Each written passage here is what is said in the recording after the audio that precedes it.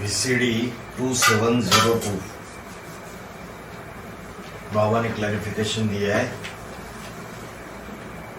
ये जो ओरिजिनल वाणी है जो ब्रह्मा के मुख से निकली थी वो 21 सितंबर 1967 की है और इसका जब क्लैरिफिकेशन दिया था बाबा ने तो 16 नवंबर 2018 की है।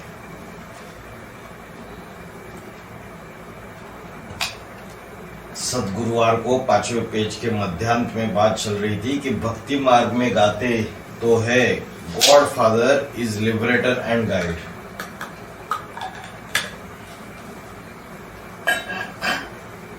क्या गाते हैं? God father is liberator and guide. कौन गाते हैं? God father is liberator and guide भक्ति में गाते हैं, भगत गाते हैं।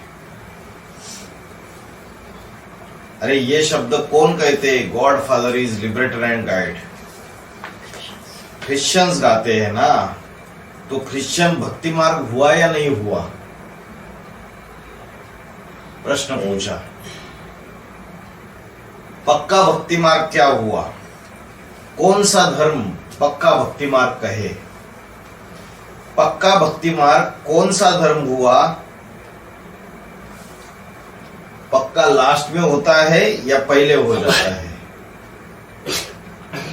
हाँ, लास्ट में होता है। तो क्रिश्चियन ही क्यों? सबसे बड़ा भक्ति मार्ग कौन सा धर्म है? किसी ने बोला सिख धर्म। बाबा ने बोला अरे सिख धर्म को तो मार कर भगा देते हैं। सिख धर्म वाले जो है वो इतने पावरफुल होते हैं कि उनको भारत से मार कर भगा देते हैं। नहीं भगते हैं। सिख धर्म लास्ट धर्म है, फिर भी क्रिश्चियन को मार कर भगाते हैं कि नहीं? कि हिंदू भगाते हैं? जो कमजोर होगा वो भागेगा या पावरफुल होगा वो भागेगा? कमजोर भाग जाते हैं। सिख धर्म लास्ट धर्म है, इसको भक्ति मार्ग क्यों नहीं कहेंगे? इसलिए नहीं कहेंगे क्योंकि वो पावरफुल हो जाता है लास्ट में। लास्ट में भी पावरफुल रहता है। इसका मतलब क्या हो गया? जो क्रिश्चियन है वो लास्ट में भक्ति मार्ग का बन जाता है, पक्का भक्ति मार्ग का। तो हर शूटिंग पीरियड के लास्ट में जो 2018 का शूटिंग पीरियड रहेगा उसमें 2018 में शूटिंग पीरियड तो खत्म हो गया, तो उस समय भी पक्का भक्ति मार्ग का बनेगा। और फिर जो नया शूटिंग पीरियड चालू हो जाएगा उसमें 2028 में फिर से पक्का भक्ति मार्ग का बनेगा। और जब 2004 में शूटिंग पीरियड खत्म हो गया था तब भी पक्का भक्ति मार्ग का रहेगा। तो बोला जो सिख धर्म वाले हैं क्या करते हैं? वो किसी ने जवाब दिया कि सिख धर्म वाले पावरफुल बनते। बाबा ने मना कर दिया, सिख धर्म वाले पक्के भक्ति मार्ग के नहीं बनते अंत में, वो तो पावरफुल होते हैं लास्ट में।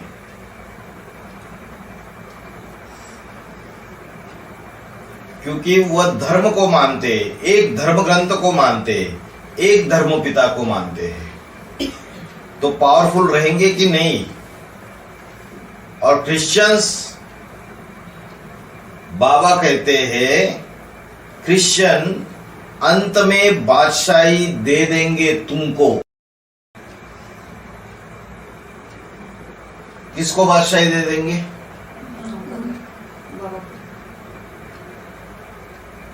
राम वाली आत्मा को, जो प्रजापिता है।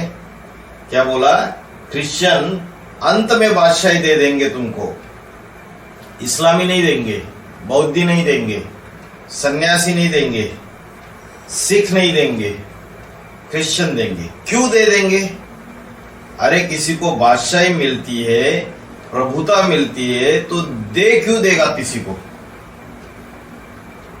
क्योंकि भक्ति जो है वो कमजोर होती जाती है। भक्ति माना भावना। एक होता है बहुत बुद्धिवादी और एक होता है भावनावादी। ज्यादा भावना रहेगी तो भक्ति वाला है और ज्यादा बुद्धिवादी रहेगा तो ज्ञान वाला है। सबसे ज्यादा कौन सा धर्म हुआ फिर? क्रिश्चियन धर्म। सबसे कमजोर हो जाता है, उसका बीज कौन है? एवरलास्टिंग बीज। कौन है क्रिश्चियन धर्म का एवरलास्टिंग बीज?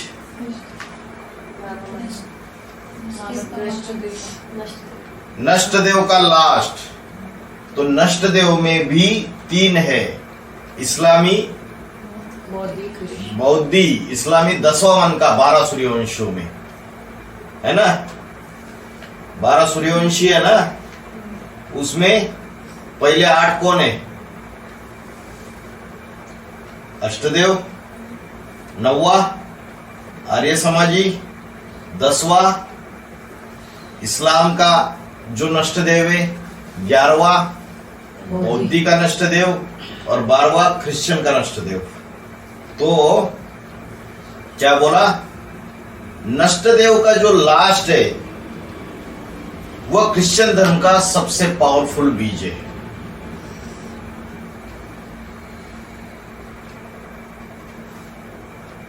उसका कोई बाप नहीं है क्या इस दुनिया में? उस नष्ट देव का कोई बाप नहीं है क्या? वो बिना बाप के पैदा हो गया, स्वयंभू हो गया? बाबा ने पूछा कि उस नष्ट देव वाला जो क्रिश्चियन धर्म का मूल बीज है उसका कोई बाप नहीं है क्या? क्या वो स्वयंभू हो गया? फिर जवाब दिया, कौन है उसका बाप? अष्टदेव वाला पूर्वज। अष्टदेव में पूर्वज कौन है? अष्टदेव 8 है ना, सारे ही पूर्वज है अपने अपने धर्म के। उनमें 8 का पूर्वज कौन? 1 2 3 4 8 का भी कोई बाप है ना, जो प्यार में आकर सर पर चढ़ा लेता है, जिनको अष्टमूर्ति कहते हैं। अष्टमूर्ति किसकी कही जाती है? शंकर की अष्टमूर्ति। अच्छा, शंकर ने 8 को पहचान लिया या सर पर ही चढ़ा लिया? हाँ, शिव बाबा। अष्टमूर्ति कौन हुई? शंकर के शरीर में भी अष्टमूर्ति कौन है? शिव बाबा। तो वह शिव बाबा ने बोला, गीत भी गाते हैं। अभी बाबा ने क्या पूछा था इधर? बाबा ने पूछा था कि उस क्रिश्चियन धर्म के मूल बीज का जो लास्ट नंबर का नष्ट देव है उसका भी कोई बाप है, और वो बोला कौन है? अष्टदेव में है। और वो अष्टदेव में पूर्वज कौन से नंबर का पूर्वज है? वो 5वें नंबर का जो क्रिश्चियन धर्म का अष्टदेव रहेगा, जिसको अंतिम जन्म में क्रिश्चियन धर्म का छिलका चढ़ा रहेगा। अच्छा, अंतिम जन्म में क्रिश्चियन धर्म का छिलका चढ़ा है, तो बाबा ने बोला जो लास्ट जन्म है यज्ञ के आदि का, तब तक भी वो सारे के सारे अष्टदेव पक्के सूर्यवंशी है। सिर्फ अंत में जाके बाप का साथ छोड़ देते। बाबा ने बोला ये कल्याणकारी ड्रामा है। बाबा ने बोला उनको दूसरे धर्म के संस्कारों में कन्वर्ट करने का शूटिंग बाप खुद कराता है। अगर ऐसा नहीं कराएगा तो उन धर्मखंडों का उद्धार नहीं होगा। उनको राइटियस बनाने का काम अष्टदेव का है।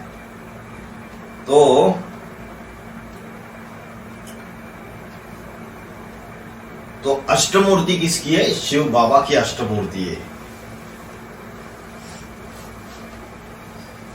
भक्त लोग गाते हैं ना,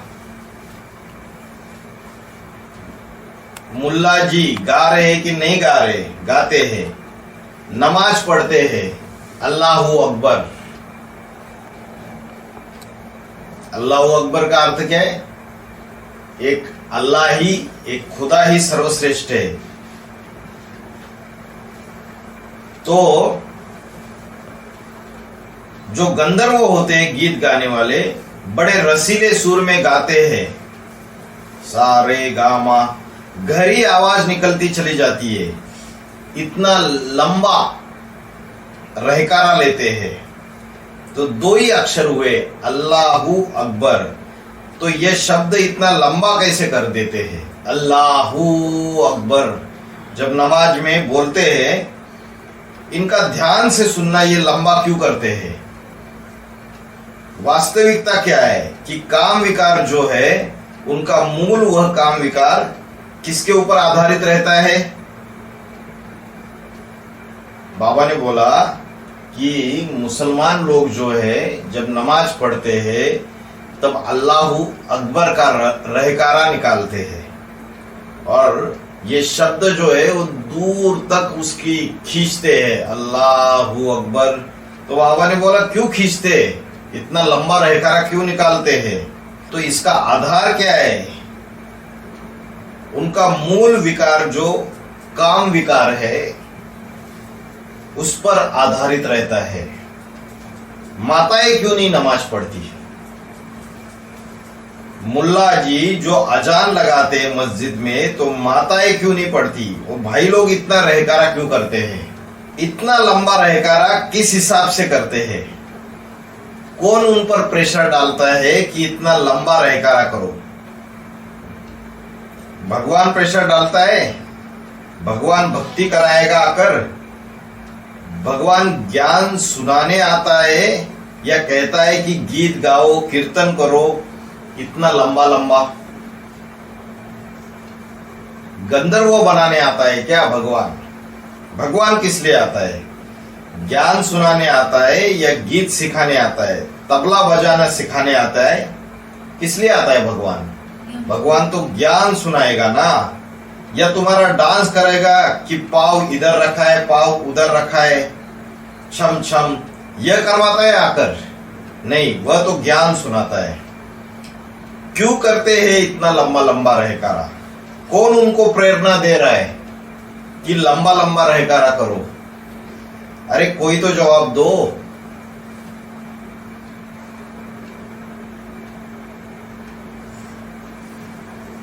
किसी ने जवाब दिया, पूर्वज उनको प्रेरणा देते हैं। बाबा ने बोला कौन है पूर्वज? पूर्वज उनको रहकारा देने के लिए प्रेरित करते हैं। कामी इस्लामियों को कौन प्रेरित करेगा? अरे कामी इस्लामी तो है, उनको किसी की याद आती है तो उसको खुश करने के लिए गीत गाते हैं ना।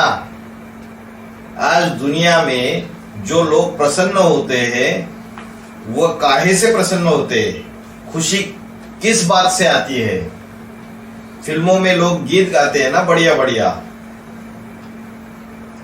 तो दुनिया आकर्षित हो रही है कि नहीं हो रही है? और हो रही है तो किससे हो रही है? एंटी सेक्स से।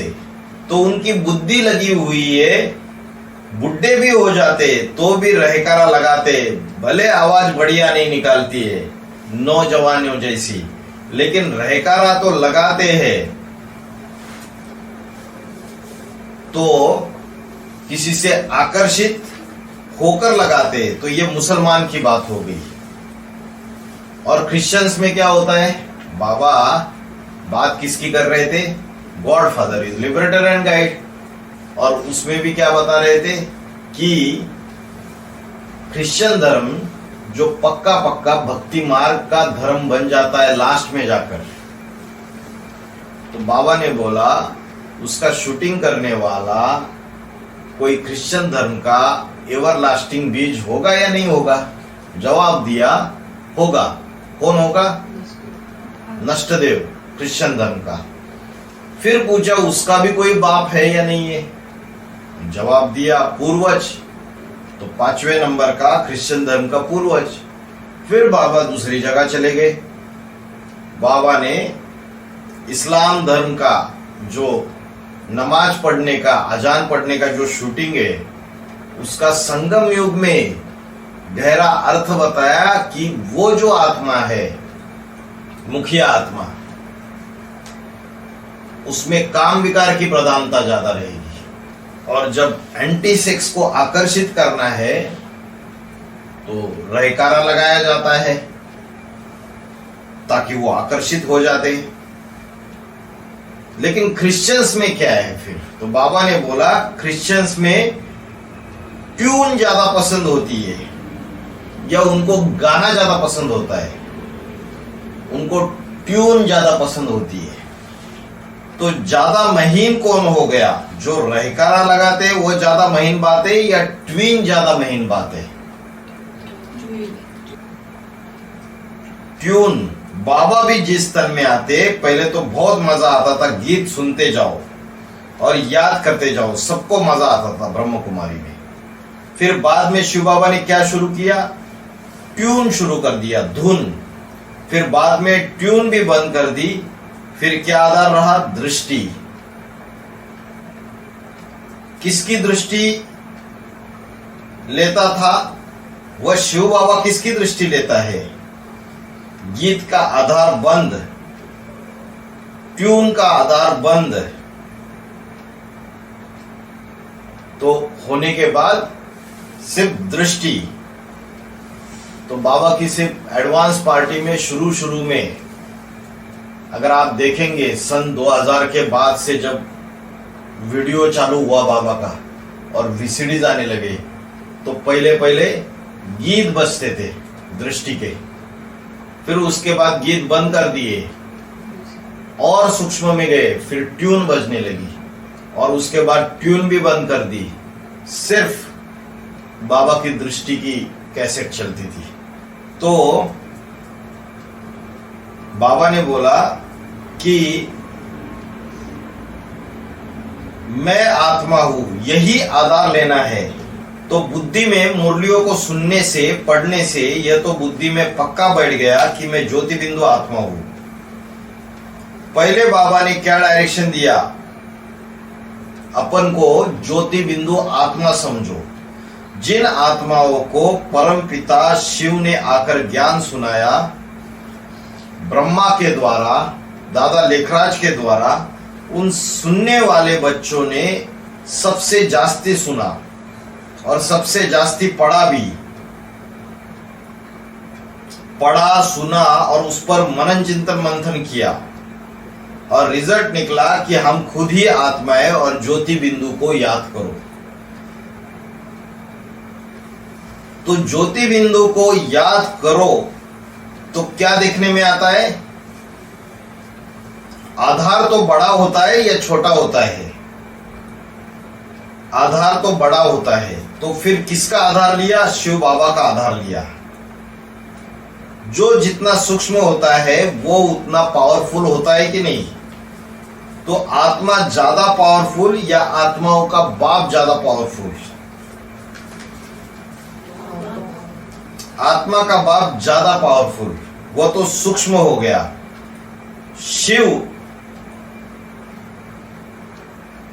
आधार नहीं हो सकता और आत्मा भी आधार नहीं हो सकती क्योंकि वह भी सूक्ष्म है। तो फिर किसका आधार लिया? शरीर का आधार लिया, शरीर को याद किया। शरीर में तो पहले कौन सा अंग याद आ जाएगा? आंखें याद आएगी। बाबा ने प्रश्न पूछा। बाबा ने बोला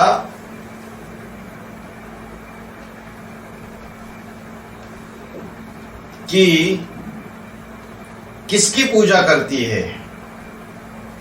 तो बाबा ने बोला कि डकैत की पूजा करेगा। वह योगिनी की पूजा करेगी। योगिनी का नाम भक्ति मार्ग में क्या दिया है? अनसुईया। किसी से ईर्ष्या नहीं करती, किसी के अंदर अवगुण देखने का प्रयास नहीं करती। किसी के अंदर अवगुण है और उसको देखा जाए तो कहेंगे असूया, और अनसूया मतलब किसी से ईर्ष्या द्वेष नहीं करती। तो किस बात में ईर्ष्या द्वेष आती है?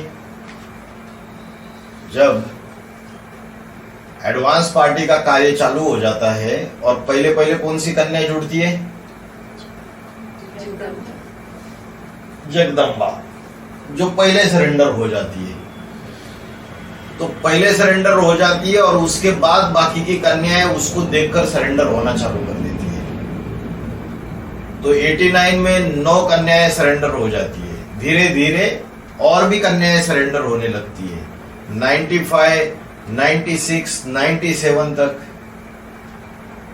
तो जगदम्बा को ईर्ष्या द्वेष आता है या नहीं आता है? बाबा ने बोला है इतना ईर्ष्या द्वेष आता है कि दूसरी दूसरी कन्याएं माताएं बाबा से मिले, ये उसको अच्छा ही नहीं लगता था। वो सिर्फ मेरा पति है, तेरो पति नहीं है, मेरो पति है। यहां तक कि बाबा कंपिल में शुरू में जब मुरलियां चलाते थे, तो मुरली में जब लक्ष्मी का नाम लेते थे तो उसको इतना ईर्ष्या द्वेष आ जाता था, भरी सभा में झगड़ा करना चालू कर देती थी। तो असूया माना ईर्ष्या द्वेष। लेकिन जो योगिनी मां का पार्ट है, जो दूसरे नंबर का पूर्वज है अष्टदेव, उसको बोला अनसुया, ईर्ष्या द्वेष नहीं आती है। जगदम्बा को ईर्ष्या द्वेष आती है, तो बाबा ने बोला जली खसम की लड़कन को मारी। जब जलती है खसम, ईर्ष्या द्वेष आता है कि मेरा खसम तो दूसरों से मिलता है, दूसरी कन्या माताओं से मिलता है, ईर्ष्या द्वेष आ जाता है। तो ईर्ष्या द्वेष निकाले कैसे? तो इसके जो बच्चे हैं ना, इनको तोड़ दूंगी, इनको अनिश्चय बुद्धि मौत मार दूंगी। जो ये कन्याएं माताएं, उनके अंदर विष डाल दूंगी इसके खिलाफ, बरखिलाफ। तो महाकाली का काम क्या है? विनाश का। अनिश्चय बुद्धि को मौत मारती है। क्या उसको प्यार नहीं है शंकर जी से? प्यार बहुत है, ज्यादा है, इसलिए ये काम करती है। कोई नहीं चाहिए, सिर्फ मैं और मेरा पति, बाकी कोई बीच में नहीं आना चाहिए। इतना ईर्ष्या द्वेष है।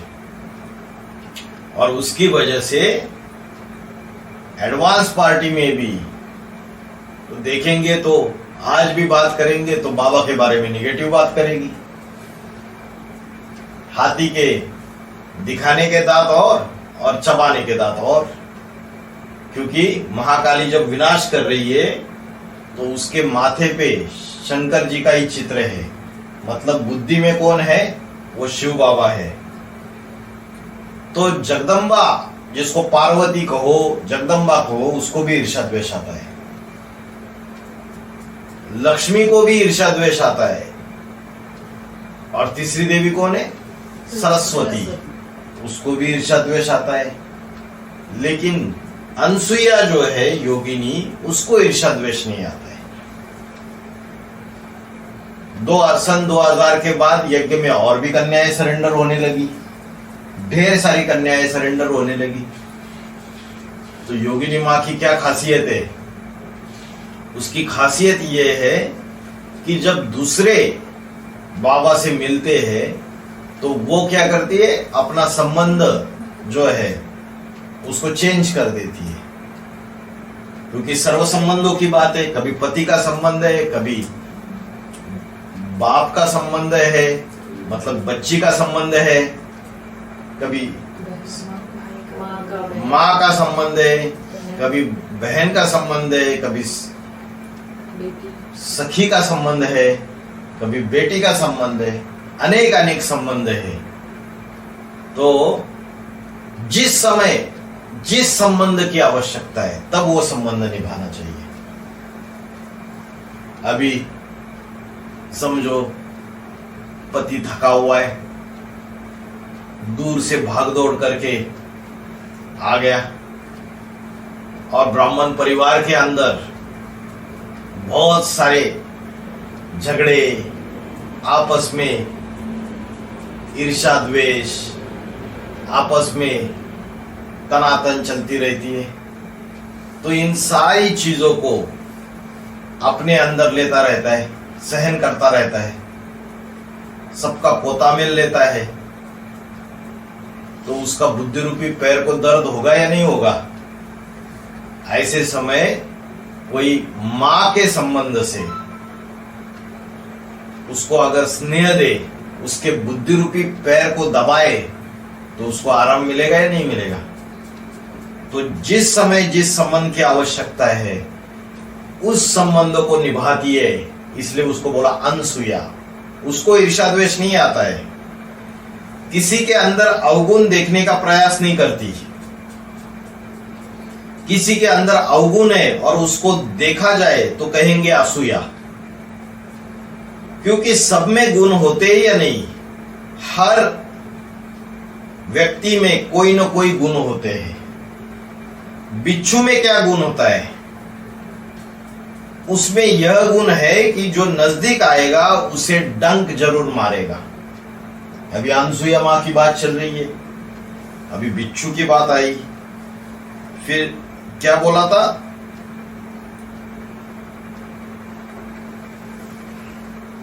जहां गुलगुला पोला पोला देखा, मुलायम मुलायम है, फटाक से डंक मारेगा। जो बिच्छू टिंडन होते हैं वो मुलायम देखकर डंक मारते हैं। सिर्फ हाथ के बिच्छू टिंडन की बात है या ब्राह्मण परिवार में भी ऐसी बिच्छू टिंडन जैसी आत्माएं जो जहां मुलायम देखते यहां कमजोरी है, उसको डंक मारो। नरम चीज में डंक मारेगा। यह तो अच्छी तरह से जान गया बिच्छू डंक मारता है।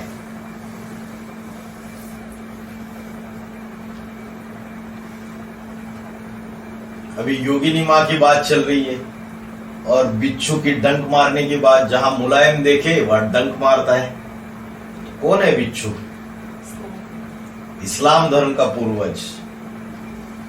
योगिनी जो चंद्रवंशी का पूर्वज है, चंद्रमा शीतल होता है, उसके अंदर शीतलता है, बच्चा बुद्धि है, बाबा ने बोला है।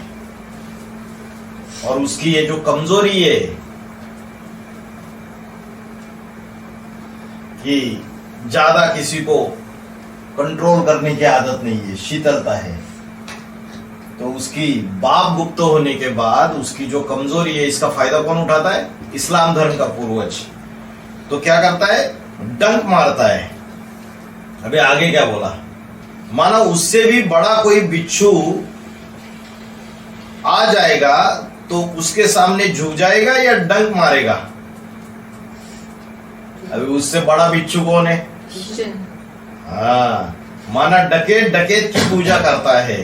माना जिसमें प्यूरिटी का, देह की पवित्रता का भंडार है, वो किसकी पूजा करेगी?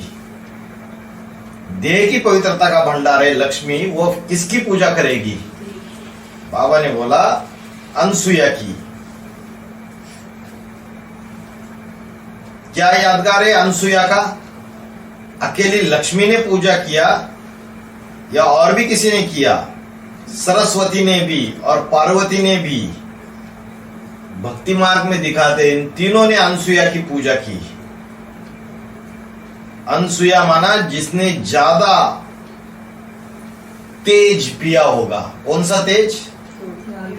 याद रूपी तेज। और शंकर की सबसे प्यारी नगरी कौन सी है? काशी। तो काश्य माना तेज, जिससे बनती है काशी नगरी। अभी अनसुया मां की बात बोल रहे। मुरली चालू किससे की? क्रिश्चियन से। God father is liberator and guide. Christians तुमको सारे विश्व की बादशाही देते हैं। फिर बोला, क्या बोला कि उसका शूटिंग करने वाला कौन होगा? क्रिश्चियन का लास्ट नंबर का जो नष्टदेव है वो होगा। फिर उसका भी कोई बाप होगा, अष्टदेव में पूर्वज, 5वें नंबर का मन का। ये सारी बातें चल रही थी। फिर योगिनी मां की तरफ आ गए। फिर बताया अनसुया का पार्ट है। अनसुया का पार्ट बताने के बाद बोला वो तो शीतल पाठधारी है, किसी से ईर्ष्या द्वेष करता नहीं है, तो बिच्छू है, उसको डंक मारेगा। तो बिच्छू है इस्लाम धर्म का पूर्वज और डंक मारेगा। लेकिन कोई बड़ा बिच्छू छोटे बिच्छू के सामने आ जाएगा तो उसके सामने तो वो झुक जाएगा। डकैत की पूजा करता है। तो फिर ये सारी बातें बोल रहे थे तो अचानक बाबा फिर से पहली वाली बात के आ गए। डके बिच्छू की बात चल रही है, फिर काशी नगरी की बात आई, काश्य माना तेज। फिर बाबा आए, वो अनसुया मां को कब पहचाना? अभी पहचाना? Question mark. कब पहचाना? अनसुया मां को कब पहचाना? अभी तक तो पहचाना नहीं। किसी से बात कर रहे, किसी को इमर्ज करके बात कर रहे। वाणी के शुरुआत में बाबा बात कर रहे, God father is liberator and guide, और वो गाने वाला, वो शूटिंग करने वाला ब्राह्मण दुनिया में कोई है तो उससे बात कर रहे। तो अभी उसको बोला, वो अनसुया मां को कब पहचाना? अभी तक तो पहचाना नहीं। अब तो खेल ही खलास हो गया, ड्रामा ही खत्म हो गया। अब तो मैं बापों का बाप हो गया। जिस आत्मा को इमर्ज कर रहे हैं उसके लिए बोला, किससे बात चल रही है? उस 5वें नंबर के पूर्वज से बात चल रही है कि अनसुया मां को नहीं पहचाना। अब तो मैं बापों का बाप हो गया, अब तो सारी दुनिया की परवरिश मुझे करनी है। उसको बोल रहे 5वें नंबर के पूर्वज को कि उसको तो पहचाना नहीं अनसुया मां को।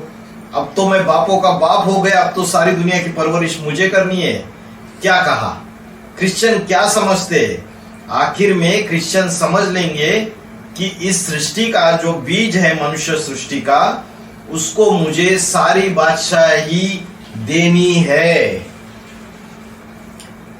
मानेंगे कि नहीं? पूछा कि सारी बादशाही उसको देनी है, तो बाप हुए या नहीं हुए? पूछा। अरे कोई बादशाह होगा तो ही तो दूसरों को बादशाही देगा। इस संगम युग में कोई बादशाह बनेगा तो ही तो बाप को बादशाही देगा दूसरे को। तो बाबा ने बोला, तो बाप हो गए कि नहीं हो गए? मुरली में तो ऐसे बोला है कि क्रिश्चियन तुमको आखिरी राजाई दे देंगे। अभी बात चल रही है अनसुया मां को कब पहचाना, और अचानक आ गए कि उस मां को तो पहचाना नहीं, ड्रामा ही खत्म हो गया। अब तो मैं बापों का बाप हो गया, सारी दुनिया की परवरिश मुझे करनी है। और फिर क्रिश्चियंस की तरफ आ गए। क्या जरूरत थी? तो जरूर 5वें नंबर के पूर्वज से बात कर रहे और बोल रहे सारी विश्व की बादशाही देनी पड़ेगी। किसको? भारत को। भारत माना चैतन्य भारत, राम वाली आत्मा। तो बाबा ने बोला, तो बाप हुए या नहीं हुए? तो क्रिश्चियन तुमको आखिरी राजाई दे देंगे। अरे कोई दुनिया में बाप होता है, उसका बच्चा बड़ा होता है तो पहले बकौती दिखाता है कि मैं तेरा बाप हूं, परंतु जब बुढ़ा होने लगता है तो क्या करता है? बड़े बच्चे के अधीन हो जाता है कि नहीं? चारपाई पर लेट जाएगा और सारा दिन क्या करेगा? कोई मुझे खाना दे दो, कोई मुझे पानी दे दो, कोई खाना दे दे, कपड़े गंदे हो गए वो धो दे। अरे बुढ़ा हो जाता है तो सोचता है कि नहीं? तो किसके अधीन हुआ? जो बाप समान बन गया ना। बाबा ने बोला वो बाप जब बुढ़ा हो जाता है तो बड़े बच्चे के अधीन हो जाता है। तो बोला किसके अधीन हुआ? जो बाप समान बन गया ना। 5वें नंबर के पूर्वज को इमर्ज करके बात चल रही है। बाप कभी पहले बाप बना था ना, जब नौजवान हुआ था तो उसके समान बन गया ना। बोल दिया।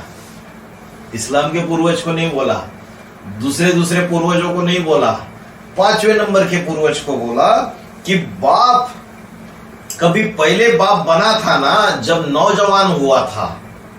तो राम वाली आत्मा जब नौजवान थी 1976-77, कितनी उम्र थी? 34-35 साल की उम्र थी। तो जब नौजवान थे तो बाप बना था या नहीं बना था? सारी ब्राह्मणों की दुनिया से टक्कर ली थी। जितना भी बीके वाला परिवार था उससे टक्कर ले ली थी। तो बाबा ने बोला कि जो बड़ा बच्चा है जिसके अधीन हुआ वो भी बाप समान बन गया ना। ऐसा क्या किया बाप समान बनने का काम? 2017-18 में ब्राह्मणों की दुनिया में बाबा के ऊपर बहुत सारे केसेस फाइल हो गए। नेशनल टीवी, मीडिया, सब जगह बाबा की ग्लानि होने लगी, थू थू थैया होने लगी, ऐसे ऐसे गंदे आरोप लगे बाबा के ऊपर। जब आरोप की बौछार हो गई तो जो बड़ा बच्चा है उसका वो सामने आ गया। बाप तो गुप्त हो गया, बाप तो छुप गया। तो जो बड़ा बच्चा है उसने सारे जितने भी घाव है वो अपने सीने पर ले लिए और फिर दुनियाई कोर्ट कचहरियों में विधर्मियों का सामना करता रहा। तो ये जो ब्रह्म कुमारीज है, एडवांस पार्टी के अंदर के जो विधर्मी है, कौन कौन थे नाम पता है? अशोक पाहुजा तो मास्टरमाइंड है, लेकिन वो सोनीपत का जो कृष्ण बन के बैठ गया पंकज भाई, और उसको सहयोग दिया नंद किशोर भाई और सोनीपत का राजकुमार भाई, और इन्होंने सबने जो महाराजगंज की यूपी की उर्मिला माता है उसको अपने कंट्रोल में ले लिया और उसके द्वारा बाबा के ऊपर झूठा रेप का केस डाल दिया।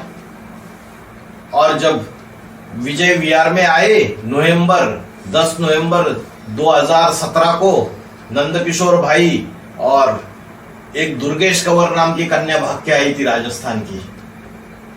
उसके घर वालों में उसका एक भाई था कजिन, उसका नाम था गौरव सिंह। ये दोनों आए और ये दोनों आने के बाद विजय विहार में आके हंगामा करने लगे, गुंडों को बदमाशों को लेके आ गए, तोड़फोड़ की, मकान का गेट तोड़ा, पुलिस भी आई। तो नंदकिशोर भाई जो है उसने जो एंट्री में बैठी हुई जो माता थी उसके साथ दुर्व्यवहार किया, गालियां दी, गंदी गंदी बातें बोली। तो उसके खिलाफ कंप्लेंट फाइल किया गया। अभी कंप्लेंट फाइल किया गया पुलिस स्टेशन में नंदकिशोर भाई के खिलाफ। तो नंदकिशोर भाई बौखलाया, क्योंकि दिल्ली पुलिस में पुलिस सब इंस्पेक्टर करके रिटायर्ड हुआ था और 98 से एडवांस के ज्ञान में चल रहा था। 2016-17 में पंकज भाई, राजकुमार भाई और नंदकिशोर भाई ने मिलकर अलग पार्टी बना दी और पंकज भाई ने घोषित कर दिया कि मैं कृष्ण हूं करके। दादा लेखराज ने फिर से जन्म ले लिया, मैं ही कृष्ण कन्हैया। तो नंदकिशोर भाई बौखलाया, उसके खिलाफ कंप्लेंट फाइल हो गई। तो नंदकिशोर भाई ने क्या किया पता है?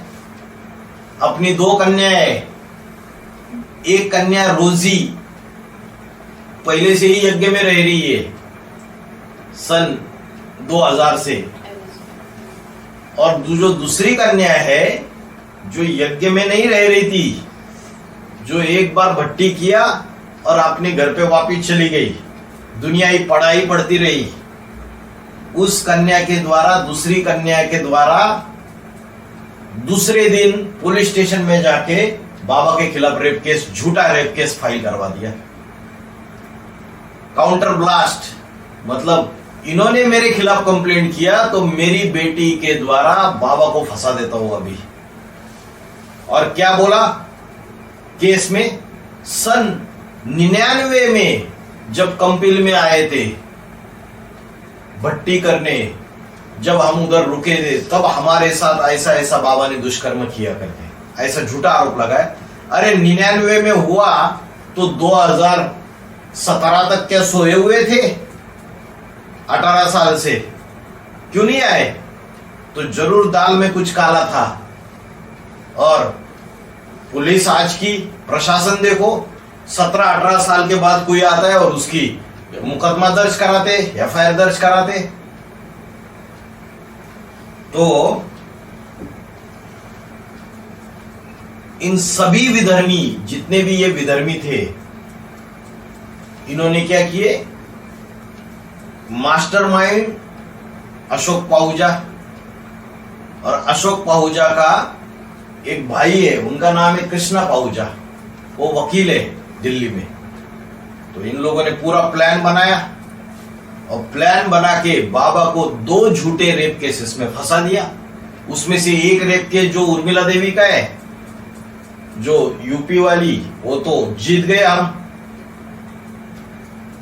उर्मिला देवी जब कोर्ट के सामने आई तो उन्होंने इस बात को बोला कि बाबा ने मेरे साथ कोई भी गलत कर्म नहीं किया, और उन्होंने ये भी बोला, उर्मिला देवी ने, कि जो बाबा ने तो बहुत अच्छा ज्ञान दिया, लेकिन पुलिस के दबाव में और ये नंद किशोर और पंकज इनके दबाव में आके ये झूठा केस मेरे द्वारा रजिस्टर करवा दिया।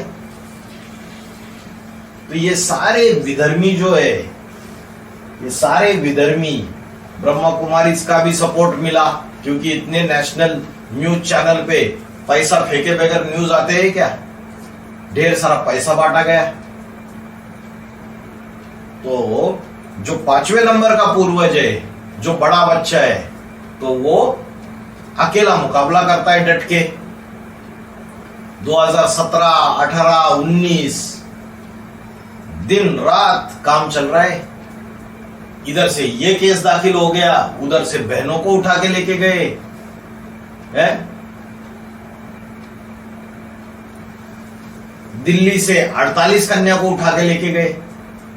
बोला, क्या बोला कि ये उम्र में 18 साल से कम दिखाई दे रही है। अरे कम दिखाई दे रही है तो उठा के लेके जाएंगे, उनके वेरीफाई तो करो पहले, उनके बर्थ सर्टिफिकेट, उनके एज प्रूफ बिना वेरीफाई किए सारे के सारे पैसा खाए हुए थे। माहौल ही ऐसा था, और नेशनल न्यूज चैनल पे बात आ रही है, और जजेस भी न्यूज में सारी बातें, प्रोपोगंडा फैला हुआ है। तो जजेस ने भी जो भी एलिगेशन है उसको प्राइमा फेसे ही सच माना,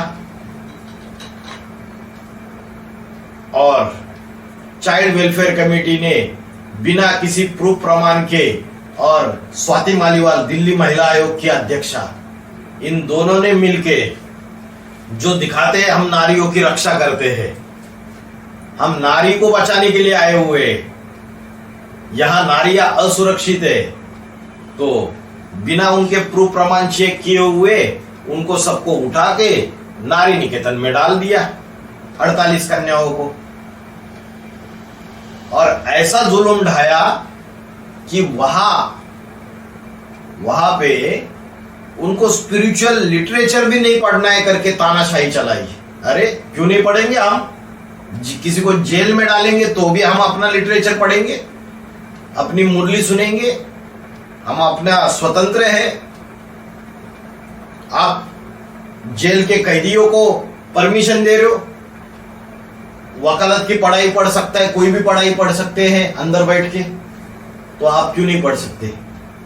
तो जोर जबरदस्ती की गई ताकि कन्याएं ये आश्रम छोड़ के चली जाए, पूरा षड्यंत्र था।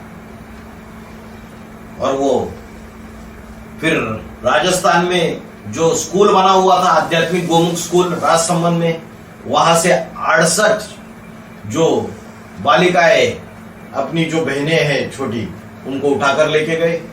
वहां भी षड्यंत्र रचा, पैसा खिलाया गया। वो चाइल्ड वेलफेयर कमेटी की वो जो चेयरपर्सन थी भावना पालीवाल, वो और उसकी टीम सबने पैसा खाया, और ये उठा के लेके गए इनको, कन्याओं को। इनको भी प्रोटेक्शन होम में रखा।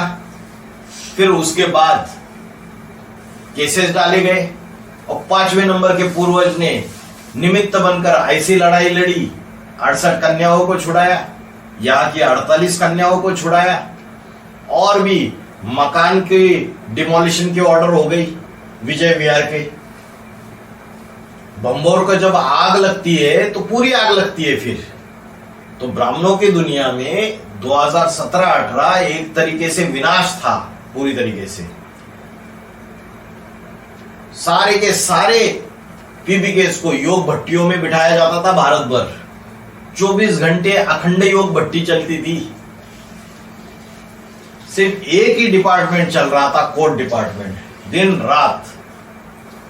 तो 5वें नंबर का पूर्वज ये जो यज्ञ का अनुभव आया और विधर्मियों से अकेला टकराया, 20-20, 25-25 वकील सामने खड़े हो जाते थे और बाबा के खिलाफ, आध्यात्मिक विश्वविद्यालय के खिलाफ झूठी झूठी बातें बोलते थे। तो अकेला टकराया तो बाप समान बनने का अनुभव आया या नहीं आया? उसको आया। तो बाप समान बन गया ना।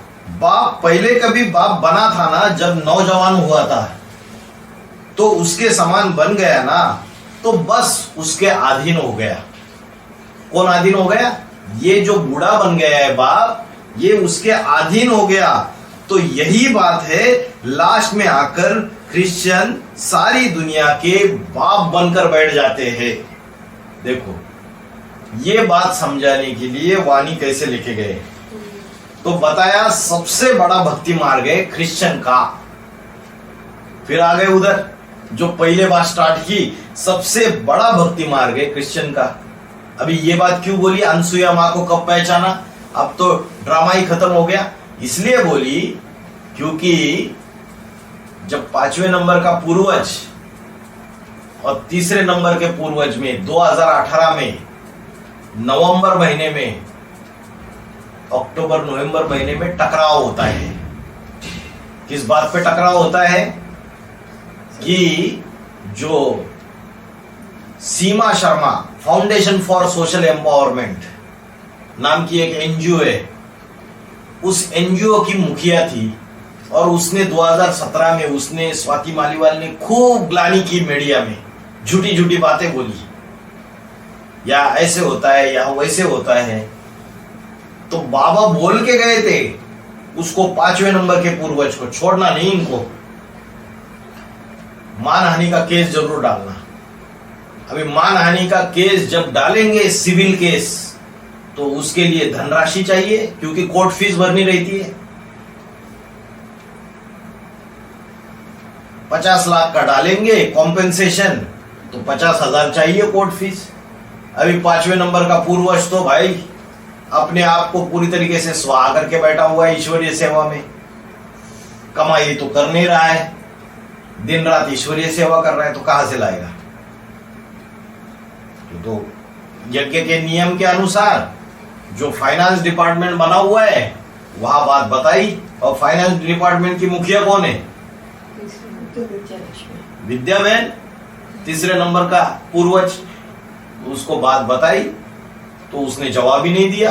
1 दिन रुका, 2 दिन रुका, 5 दिन रुका और 10 दिन रुका, और केस फाइल करने का जो लिमिटेशन पीरियड होता है वो खत्म होने वाला था, लास्ट डेट नजदीक आ रहा था, और जवाब नहीं दे रही। लास्ट दिन मना कर देती है, बोलती है पांडव लड़ाई लड़ते नहीं है, कौरव और यादव लड़ाई लड़ते। बहस बुद्धि का जवाब दे देती है। अरे अगर पांडव लड़ाई नहीं लड़ते हैं, कौरव और यादव लड़ाई लड़ते, तो चुप बैठ जाते थे हम पूरा 2018 में।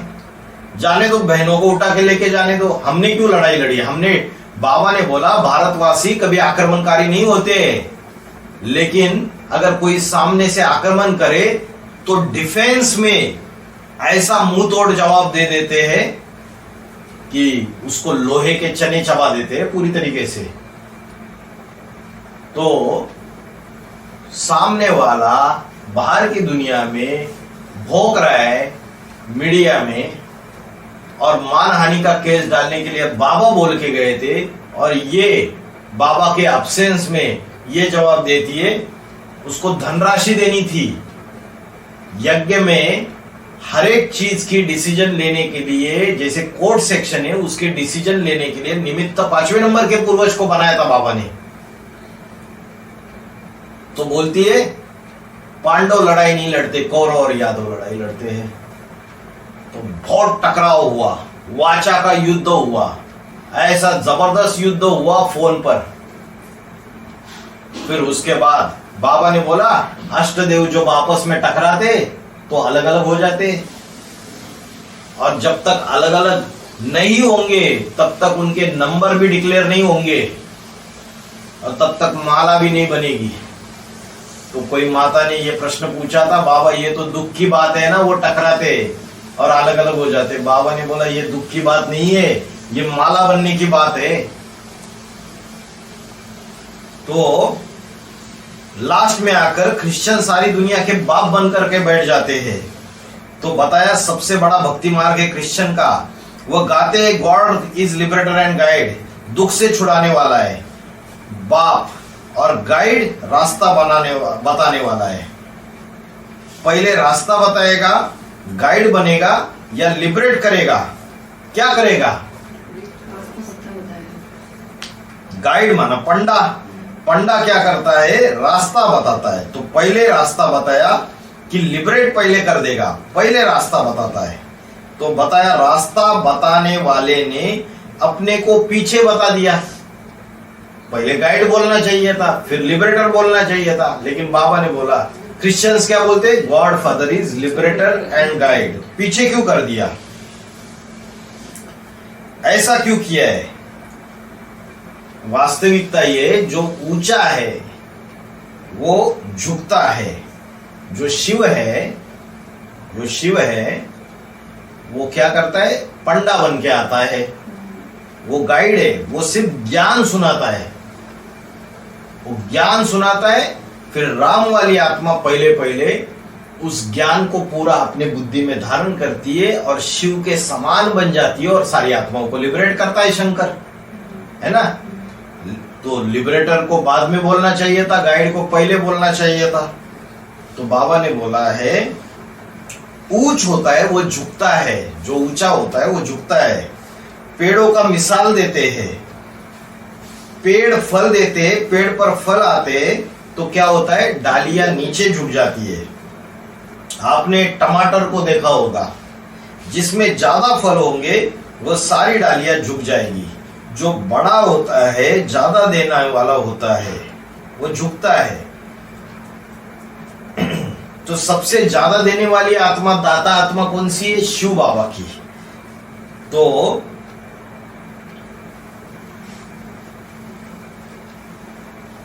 शिव है सबसे बड़ा देने वाला। तो भक्तों ने क्या गीत बना दिया? दाता एक राम, भिखारी सारी दुनिया। तो भक्ति किसमें ज्यादा होती है? बाबा अभी फिर से दूसरी तरफ चले गए। बाबा क्या बता रहे थे? बाबा बता रहे थे कि गाइड को पीछे क्यों कर दिया और लिबरेटर को आगे क्यों कर दिया। फिर बाबा बोला कि भक्ति किसमें ज्यादा होती है? माताओं में ज्यादा होती है या भाइयों में ज्यादा होती है? माता में। तो एक गीत माता के द्वारा ज्यादा सुनाया जा रहा है। अब समझे, जो बोलने वाली आत्मा है शिव, उसने गाइड को पीछे क्यों कर दिया? God father is liberator and guide. तो गाइड बड़ा होता है तो गाइड पहले बोलना चाहिए और लिबरेटर बाद में बोलना चाहिए। एक ही आत्मा लिबरेटर और गाइड है, किसी ने कहा। बाबा ने पूछा वो आत्मा कौन है? किसी ने बताया शिव। पूछते ऊंच हो गया कि नहीं हो गया? दुनिया तो उसे पहचानती नहीं, और दुनिया जाने कि न जाने, दुनिया का जो बाप है वो उसे जान लेता है कि नहीं जान लेता है? वो जान लेता है। जो राम बाप है वो उस शिव को जान लेता है। बाकी दुनिया जाने या नहीं जाने, दुनिया में तो मनुष्य, राक्षस, कीड़े मकोड़े, प्राणी कोई भी रहते उसे दुनिया कहा जाता है। ओम शांति।